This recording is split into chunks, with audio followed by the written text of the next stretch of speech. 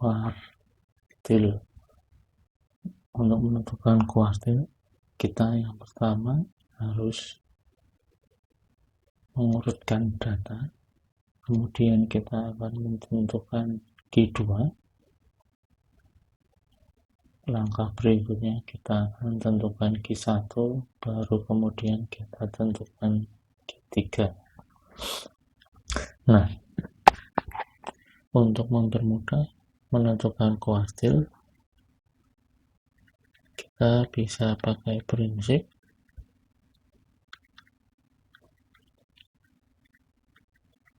banyaknya data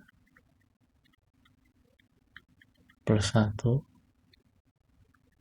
kita bagi 2. Bagaimana penggunaannya nanti kita lihat lewat contoh.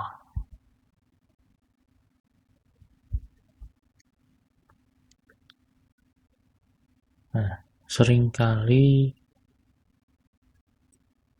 kita akan membedakan penghitungan kuartil untuk banyak data genap dan banyak data ganjil. Kita mulai yang banyak data ganjil terlebih dahulu.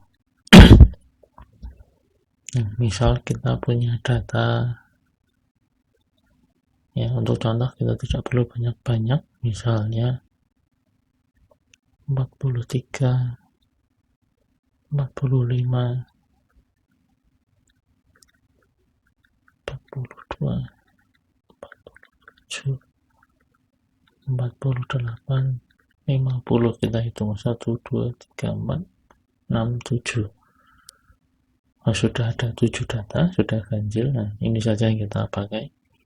Maka langkah pertamanya kita harus mengurutkan dari yang paling kecil ke yang paling besar.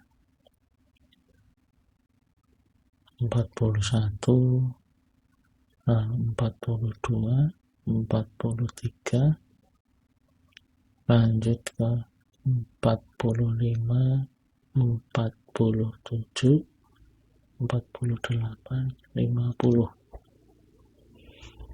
Ya. Kalau kita mau beri tanda seperti ini juga boleh.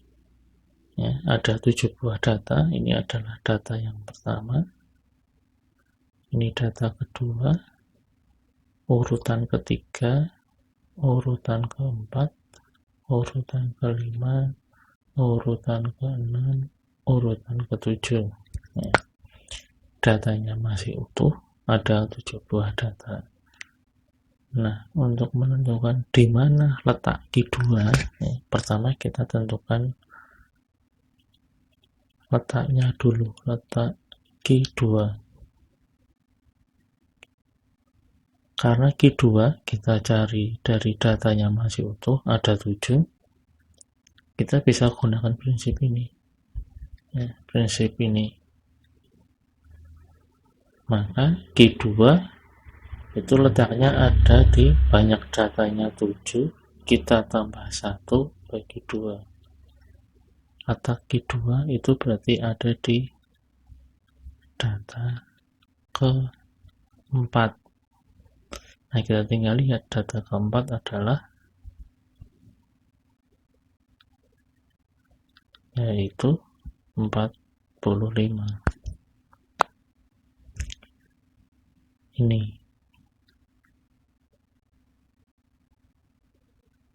Ini adalah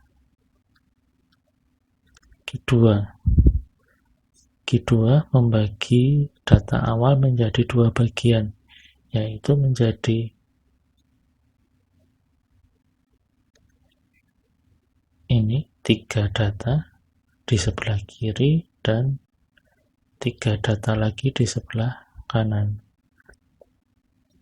3 data lagi sebelah kanan. Kita sekarang coba cari tahu letak Q1. Nah, untuk menghitung letak Q1, kita sudah tidak melihat lagi data secara keseluruhan. Yang kita lihat cukup data yang sebelah kiri. Oh, ada 3, berarti kita bisa hitung dengan cara ini. Letaknya ada di urutan 3, ditambah 1 dibagi 2. Berarti Q1 adalah data kedua dari kiri. Kita hitung 1, 2. Maka kita peroleh bahwa 42 adalah Q1. 42. Nah, kalau Q3 ya kita hitung dulu letaknya dengan prinsip yang sama. Ya, berarti ini di sebelah kanan ada 3 lagi sama. Berarti ini adalah data kedua.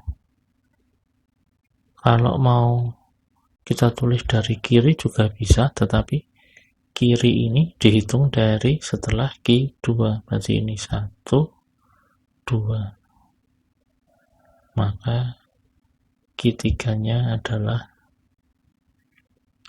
48. Nah, sekarang kita coba bagaimana menggunakan prinsip ini pada banyak data ganjil. Banyak data genap.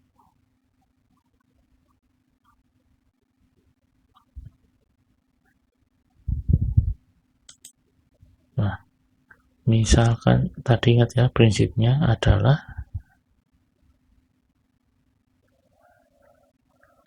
banyak data kita tambah 1 lalu kita bagi 2.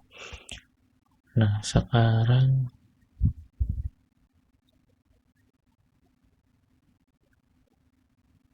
banyak datanya genap.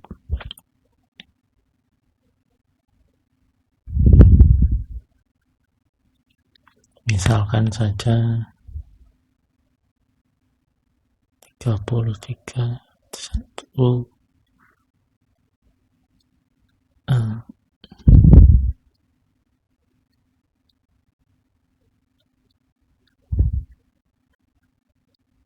1 2 3 4 5 6 7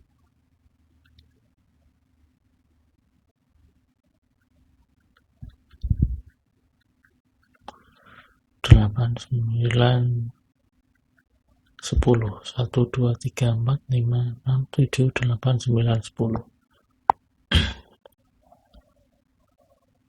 Kita urutkan dulu dari yang paling kecil.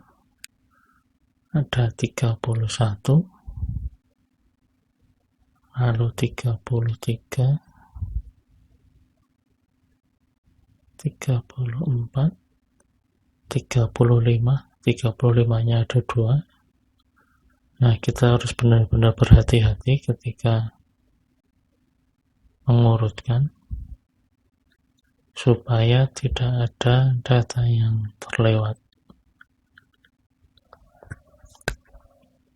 Mau kita beri urutannya, boleh.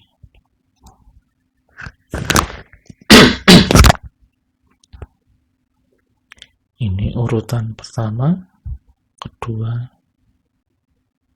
ketiga, keempat, kelima, keenam, ketujuh, ke-8, ke-9, ke-10. Nah, kita cari letak Q1 sekarang. Q1, kuartil kedua. Ya. Letaknya di data ke. Kita lihat ini banyak data tambah 1 bagi 2. Banyak datanya 10 ditambah 1 dibagi 2. 5,5. Nah, kalau kita lihat di sini tidak ada data urutan ke 5,5. Nah, ini artinya adalah data ke 5,5 artinya setelah data ke 5 tetapi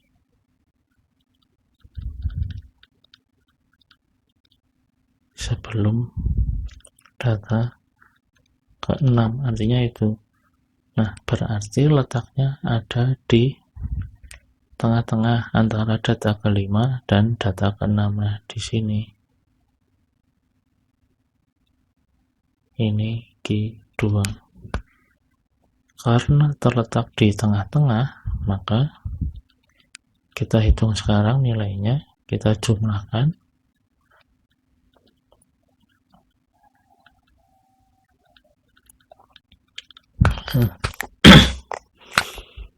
Perhatikan bahwa Q2 terletak di antara Q35 dan 36. Maka dua bagian yang terbentuk adalah di sebelah kiri. Nah, 35 itu masih termasuk di bagian kiri, masih ikut. Lalu yang di bagian sebelah kanan adalah mulai dari 36 sampai 48. Nah, kita lihat sekarang letak Q1, langsung saja biar hemat dan efisien kita bisa langsung cari. Maaf, ini kita cari langsung saja bersama letak Q1 dan Q3. Ya, yaitu ada di data ke berapa? Kita lihat banyak datanya, berarti kita lihat di salah satu bagian saja, karena kalau benar berarti kiri dan kanan harus sama. Di sebelah kiri ada 1, 2, 3, 4, 5. Maka Q1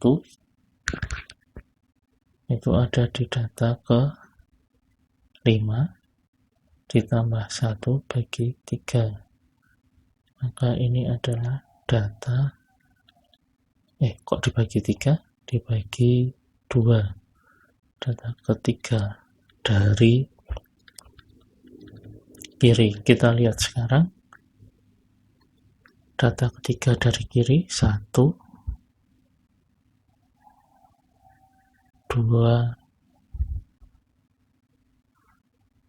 1, 2, 3. Oh, berarti ini adalah merupakan Q1. Lalu untuk ketiganya, data ketiganya kita hitung dari data setelah Q2.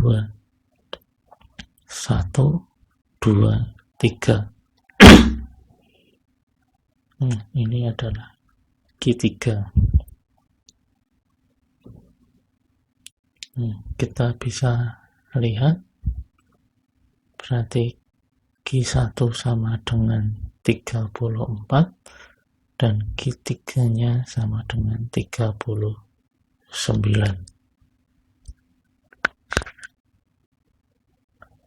Nah, setelah ini kita akan coba lihat bagaimana kalau datanya berupa tabel.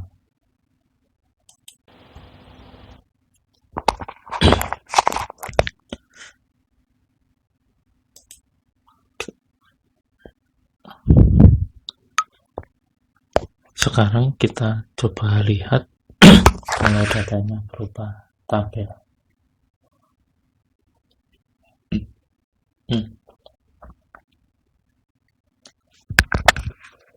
Kalau datanya berupa tabel, apakah kita harus mengubah bentuknya dulu atau tidak? Nah, sebenarnya kalau kita sudah menguasai prinsip menghitung kuartil, kita tidak perlu mengubah bentuk tabelnya. Misalkan ada tabel semacam ini nilai datanya, di sini frekuensi. Misalnya kita punya 5 buah nilai data yang berbeda, lalu banyaknya, frekuensi itu banyaknya data. Jadi kalau misalnya kita kembali sebentar ke data yang tadi, ini berarti 31 ada satu data, 33 satu data, 34 satu data, 35 itu ada 2. Nah, banyaknya itu yang kita tulis di bagian frekuensi. Misalkan sekarang ini untuk 11 frekuensinya ada 3, ini ada 2 ini misalnya, lalu ini ada 6,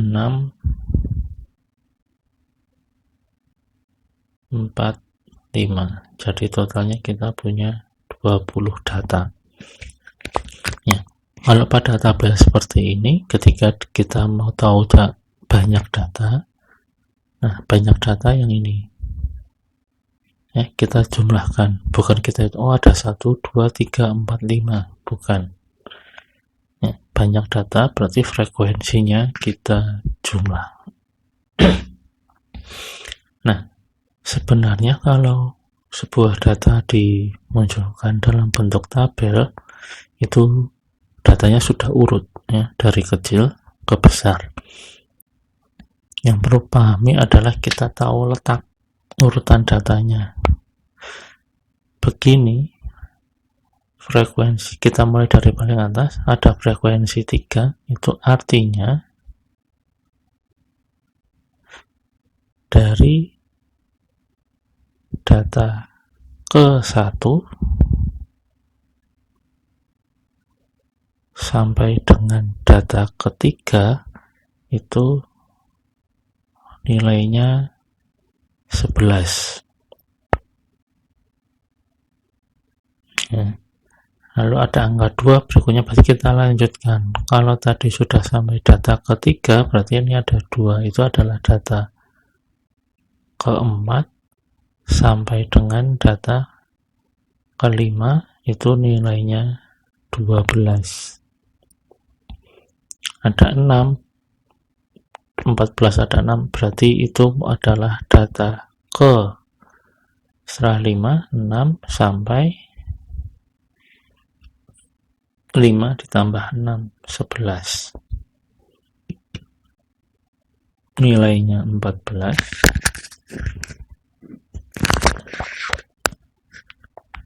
Baris keempat, frekuensinya 4, berarti data selanjutnya data ke-12 sampai dengan 16, itu data nilai datanya adalah 16.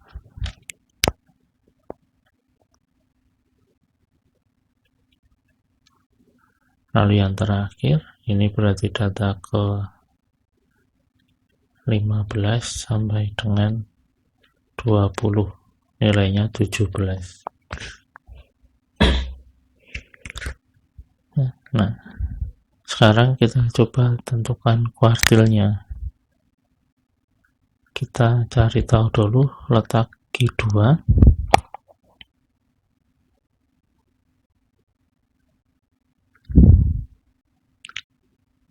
Yaitu kita masih gunakan prinsip yang tadi, data ke banyak datanya 20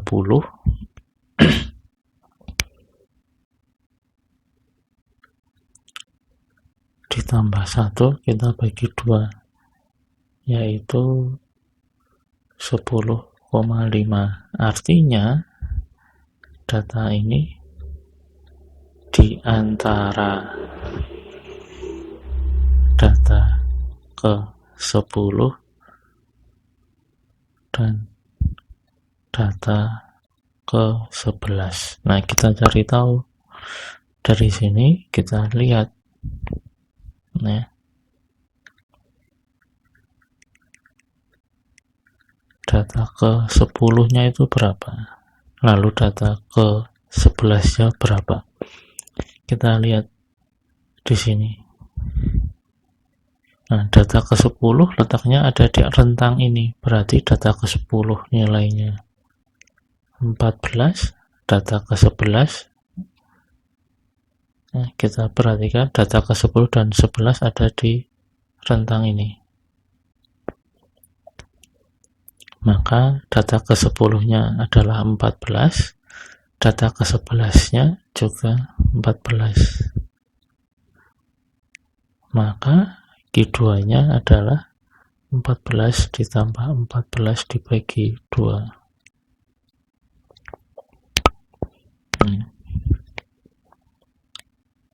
Nah, lalu berikutnya kita cari letak Q1, yaitu pada data ke. Nah, karena Q2-nya terletak di antara data ke-10 dan 11, maka kita masih punya 10 data di kiri dan 10 lagi data di kanan. Maka ini kita tinggal cari dengan cara seperti ini, 5,5. Artinya ini ada di antara data ke-5 dan ke-6. Kita cari tahu data ke-5-nya berapa, lalu data ke-6.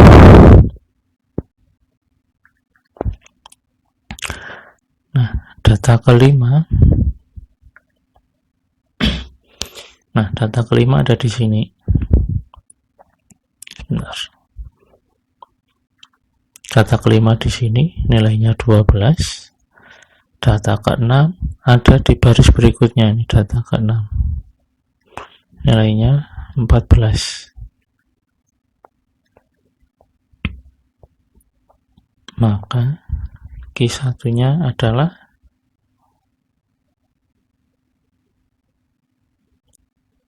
12 ditambah 14 dibagi 2, 13. Nah, ini yang harus hati-hati adalah ketika menghitung letak Q3. Karena tadi Q2 terletak di antara data ke-10 dan data ke-11, maka di sebelah kanan juga ada 10 data. Data ke-10 ditambah 1.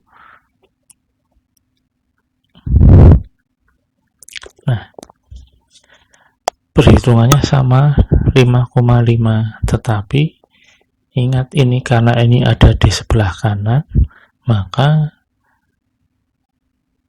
datanya tidak di antara data ke-5 dan ke-6 lagi, karena ini kan kita hanya tahu tabelnya seperti itu, maka ini harus kita terjemahkan lebih lanjut. 5,5 itu dihitung dari setelah Q2. Maka kalau Q3 kita artikan seperti ini.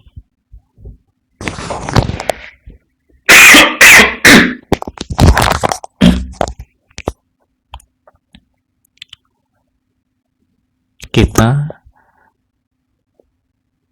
biar mudah, ini kita tambahkan dulu dengan, setelah kita hitung 5,5